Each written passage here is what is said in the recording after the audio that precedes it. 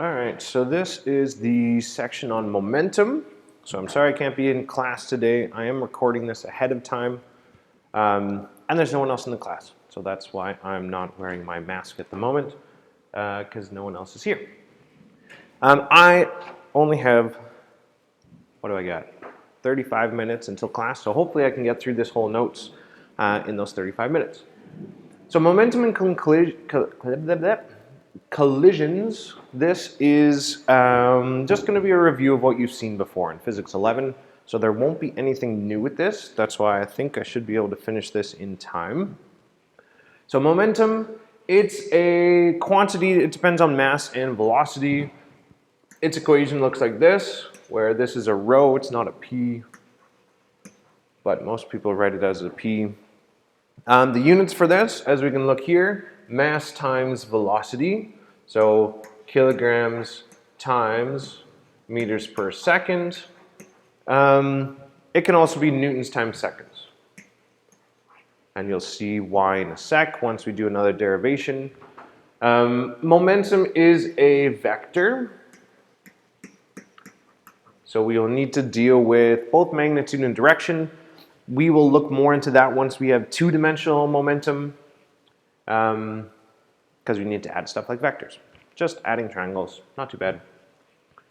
And just remember with convention, so up and right are positive, down and left are negative. That's just in general how we deal with it. If you switch those up, it just gets confusing. So it's easier just to remember that. So we've got a baseball pitcher is throwing a ball. The batter hits it, and the ball leaves the bat at 45 meters per second. We want to know the change in momentum. And it's not told here. The mass is 0.1 kilograms. So if we imagine this situation, so here we can imagine a baseball bat, and we've got a ball that is first going towards the baseball bat. So this is 32 meters per second. And then the ball leaves the bat at 48 meters per second. So we want to know change in momentum. So change in momentum, you just simply mass times change in velocity. This is just a derivation from the initial equation. Up here, we want change in what this is. Since my mass doesn't change, it has to be the velocity that changes. So that's why I wrote it out like this. And we can plug in numbers for this. So we have mass. This is 0.1 times final velocity minus initial. So here's our final. Here's our initial. Now notice with this, one is going one direction, and then it changes in the other direction. So we need to consider that one of these directions is negative. It's up to you which one you do is negative. I'm going to say left is negative in this case. So when we do this, we'll get 48 minus negative 32. So that just essentially becomes a plus. And we get change in momentum is 8 kilogram meters per second. So there's our change in momentum. Just as a hint, momentum, if I'm looking at change momentum, it's just the impulse. It's another term for that. We said momentum is a vector. We already talked about that. And we talked about left being negative. We talked about right being positive. You can tell this must be important since it's written up here twice. So hopefully this all makes sense at this point. Let's continue on. So impulse is simply change in momentum. That's really all it is. It's a product of mass and velocity. Remember velocity. Remember that's our definition of momentum. So we can write out this equation as change in momentum is mass times change in velocity, as I just said. Or this can be F net times time. So this is just another derivation of it. There is a derivation here that I could show you. However, I'm going to just leave that. It's on the completed notes up online. So if you want to look at it, you can go there. I'm not going to spend the time on that. Same thing with this. So if we try and understand how forces relate to change in momentum, I did show this last year, and I don't want to spend the time on this now. You can look online on the completed notes, and you'll see what this looks like, but I don't want to spend the time here in class to do that. So if you have questions on that, you can ask me next time you see me in class, but I want to move on to the more complicated stuff. So here we've got a question. We've got a fullback. This is American football. So a fullback is running 4 meters per second east and is stopped in 0.5 seconds by a tackle. We want to calculate 3 things. So first, the impulse of the fullback. So let's imagine what's happening here. So we've got our person here. He's running with the football. He's moving east. East is to the right. And we've got another person here who's going to tackle them. And what happens at the end is they're stopped. So at the end, this is what happens initially. In the end, they're going to be cuddling in a tackle. It's essentially what's going to happen. And then here, they're at rest. So if we want to look at the impulse that's experienced by the fullback, we need to do change in momentum. And the only variables we have are mass and change in velocity, so we're going to use this. We have the mass of the fullback, 115, times final velocity, which is 0, minus the initial, which is 4. So calculate that out. What do we get? Negative 460. Let's do Newton seconds. Sounds easier. So this is the impulse of the fullback. If we look at what's the impulse of the tackler, well, we need to use a little bit of logic for this one because we're not given any information. But let's look at F net times the time. Due to Newton's third law, the force experienced by the 2 people are the same. They're just in the opposite direction. So F net, this is the same as the the fullback, just in the opposite direction. And the amount of time that they're in contact is the same. So if F net's the same, but the opposite direction, and time's the same, then my change in momentum must be the same as this person, except negative. So this is just going to equal this. The same thing, but positive. So you can kind of consider this as like Newton's third law. Every action, there's a reaction force that's equal in magnitude, opposite in the direction. It's similar to that. And then if we want to calculate what's the average force, or the net force that is experienced in this. So we know it's momentum. We have the time.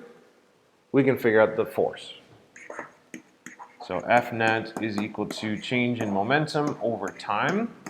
I have change in momentum. I have the time here, it's 0.75 seconds. And so we get this is 613. So there you go. That's a question with this. This one here is also fairly straightforward. I'm going to leave that for later section because I want to get into the main parts here that we're going to use tomorrow or the day after tomorrow. Conservation of momentum. This is the stuff that I wanted to get into. So just like energy, we talked about energy is conservative. So meaning what you start with is what you finish with. It's the same thing with momentum. So in a closed system, it has to be closed. Your momentum has to be conserved. So whatever you start with is what you finish with. So momentum initial is equal to momentum final. This is a given. If we expand this out, we'd get m1v1i, this should look familiar, plus m2v2i equals m1v1f plus m2v2f. So this is only if I have two masses. If I were to have more masses, you would just add m3v3i, m3v3f. That's all you would add to this. That doesn't change this a whole lot. The second way we can look at this is my change in momentum total, just put a T for total, is 0. So your momentum doesn't change over time. That's your conservation of momentum. Another thing we talked about last year is elastic and inelastic collisions. I taught you something last year for this, which was slightly correct. It wasn't fully 100% correct, and so I'm going to expand on what I taught you last year. So last year I told you elastic is when two things hit and bounce. Inelastic is when two things hit and stick. This is partially true, and that's mainly because I didn't want to focus on the kinetic energy of this. So elastic, your momentum's conserved, so that's going to be a given for both of these, is I'm going to end up with momentum is conserved.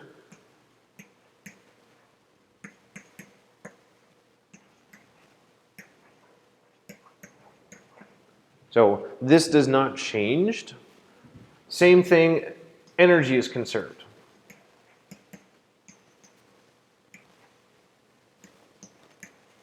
So these do not change. The total energy stays the same, the total momentum stays the same. In elastic collisions, the kinetic energy is conserved. So in order to figure out if something is elastic, figure out if EK is conserved. Because inelastic, it's not.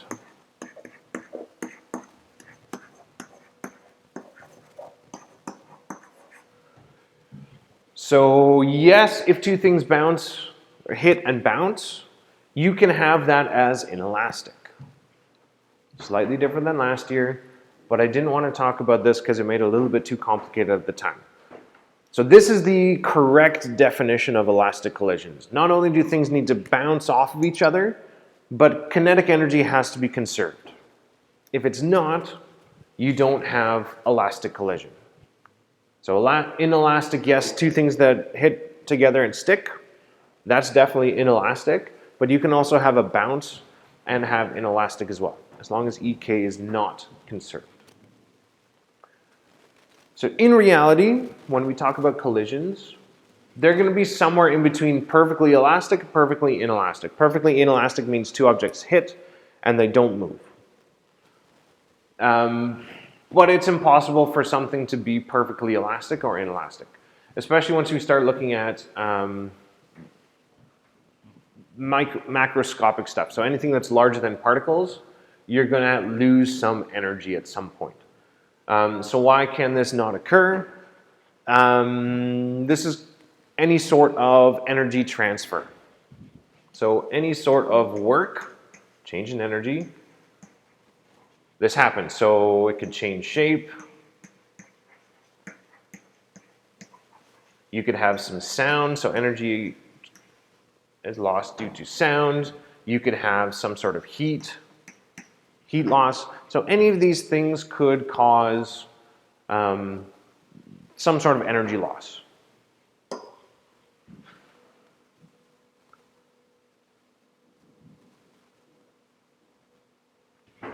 So here are our types. We're going to talk about inelastic, elastic, and then get down here to explosions. How am I doing for time? Good, I still got 20 minutes. So imagine I've got two rugby players. I played rugby way back in grade 8, did it 1 year, got a concussion, wasn't a huge fan of it. It was fun, but not my sport. So two rugby players of equal mass collide head-on while traveling at the same speed. So if I got two players, the same mass, the same speed, they have the exact same momentum, except one's going this way, one's going this way. So when they hit, their final speed is going to be 0. Because their initial momentum is the same in opposite directions, so they cancel out. Is momentum conserved? Yes, because initially there's 0, finally there's 0. Is energy conserved? Well, yes, this is conserved because energy is always conserved. We're in a closed system, so that never changed. Is kinetic energy conserved? In this case, no. Because their final speed is 0. So at the final point, there is no speed, so there's no kinetic energy. But there's movement initially, so therefore I have some initial kinetic energy. I have 0 final kinetic energy. So let's try something like this. I'm not going to try bothering these nicely. I'm just going to put them as boxes. So with this, it's really handy if you write out what's the initial situation, what's the final. So I've got a caboose resting on the track. So here's this. It's at, let's call this V2 initial is 0. And I've got an engine moving east. So this has some velocity. We're told V1 initial equals 12. We know M1 is the caboose here. So here's that mass. Whoops, I called this 1. This should be 2. This should be 1. And this one is 11,000 kilograms. That's our initial situation. We're told they stick together, and we want to know the final velocity. So we want to know what is V final. Like this. I draw these too big. I'm going to put it down here. So this is initial. This is final. We want to know it's V final. And they're combined, so they must have the same velocity. So my equation for this, M1 V1I plus M2 V2I equals, they're combined, so I'm going to do mass total V total final. Because they're combined, I can put them together. The nice thing with this, V2 initial is 0. So that's 0. Then we can plug in the other numbers. I showed you what all these masses are. Total mass you can figure out, just add the two things together. I won't bother showing you that part. I'm just going to show you the final answer. If you want to try it, you can give it a go. But at that point, it's just algebra. And I'm going to assume you can do the algebra for this. So there's your final velocity. Now let's look at elastic. So elastic, remember, we've got energy is conserved, and kinetic energy specifically is conserved with this. So we've got a proton collides with a stationary proton and comes to rest. So we've got proton hitting a proton, then that proton comes to rest, and the other proton moves. So if this is what's happening, the final speed of the other proton is going to be the exact same as the initial one, because two protons have the same mass. If all the momentum of one object is transferred to the other, their two momentums are the same, momenti, I believe they're called, for plural. And since their masses are the same, their velocities must be the same. So is kinetic energy conserved? Yes. Half mv squared initially will equal to half mv squared finally. So yes, this works. Just as mathematically, EKI will equal the EKF.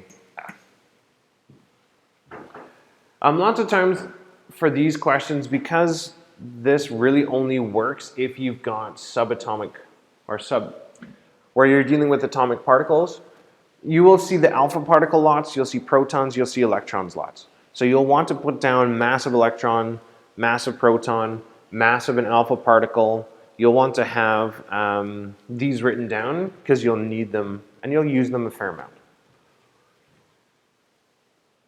So we are told the alpha particle has a mass that's approximately 4 times that of a proton.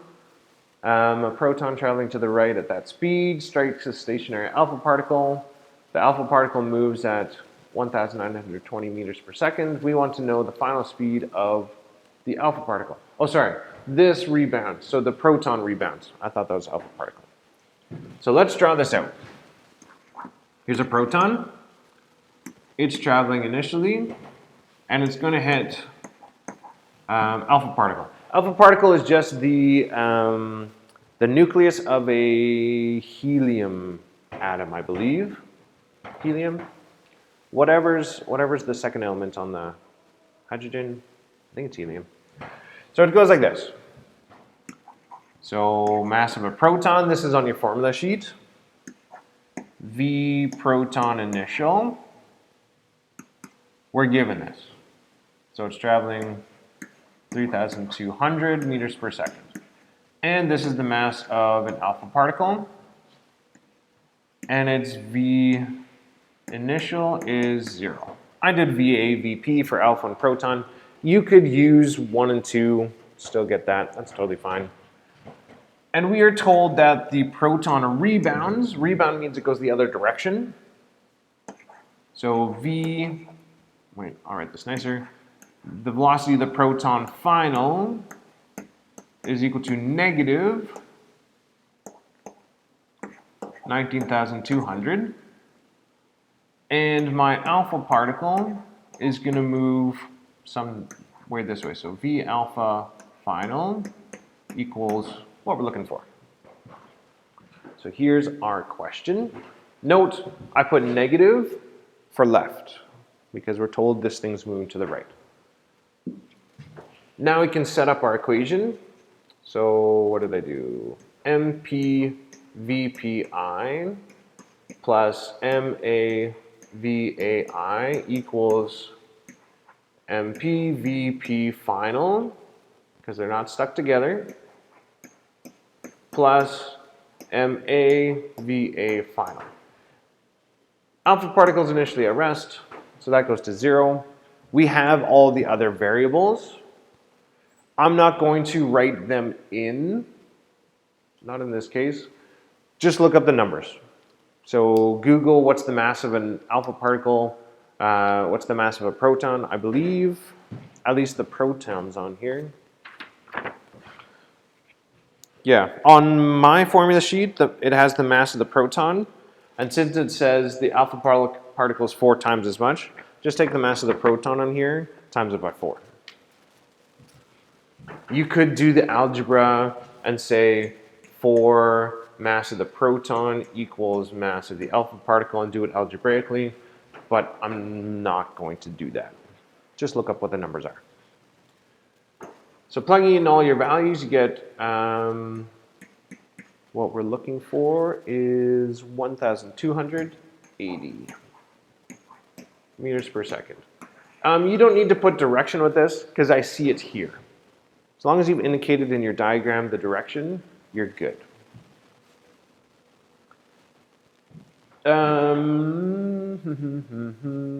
Newton's cradle, yep. You've seen something like this before where the balls bounce back and forth. This is all momentum, conservation of momentum. So if you take 2 of them, it's going to bounce 2 at a time because it's all about momentum for that. Useful derivation, I am not going to teach you the derivation. All you need to know, if you want to copy it out from the notes, you're more than welcome to. But basically for an elastic collision, we have a special equation that you can use. I rarely use this, but this might be helpful in some situations. And that is this. So we've got V1I minus V2I is equal to negative, let's just say V1 final minus V2 final. I don't believe this is on the formula sheet. Nope, it doesn't even give you the, and momentum initial equals momentum final. So that would be something if you want to use my formula sheet, then you need to write that down, or you need to memorize that. If you're making your own, which means you cannot use this one, you need to actually make it yourself, then you can put this on there. If you're going to use my formula sheet, you can't have anything written on it. So that's a useful derivation. Like I said, I don't often use that, but you can if you want. Last question. So this is our nice explosion question. We've got a pumpkin that explodes into two pieces. So we have, here is our pumpkin. This is the initial state. Then it breaks up into two pumpkin pieces. Yes, I know I have a square pumpkin. And what are we told? Mass of the first piece, so M1 is 2.2. And flies east. Oh, I gotta switch this around then. So this is mass 1. And it's flying in this direction, so V1 final is 26. The second chunk goes west, so V2 final is equal to 34. And note I'm going to put negative. I'll make it so you can see it. V2F, this is negative because it's west. And we want to know what is the initial mass of the pumpkin. So mass total, what is this? So let's solve this. This is going to involve not a whole lot of algebra, because conveniently, the total initial velocity, V total initial, is 0. So that'll make things a little bit easier for us. Let's first just solve for mass 2, and then we can get mass total. So M total V total I is equal to M1 V1F plus M2 V2F. This is 0, so that makes that really easy. And then you're left with the rest of this, which you have all the numbers for. So we would get that mass 2 is 1.7 kilograms. So to get the total mass, just mass 1 plus mass 2, have mass 2, have mass 1, 3.9. So there you go, there's momentum. Now you can work on the practice problems. This you need to be very familiar with, because what I'm going to teach you next is all of this, but in 2 dimensions. So we're going to need to take what I just taught you about conservation of momentum, and we're now going to add triangles to it. So make sure that you are familiar with momentum, get used to that, because this is coming.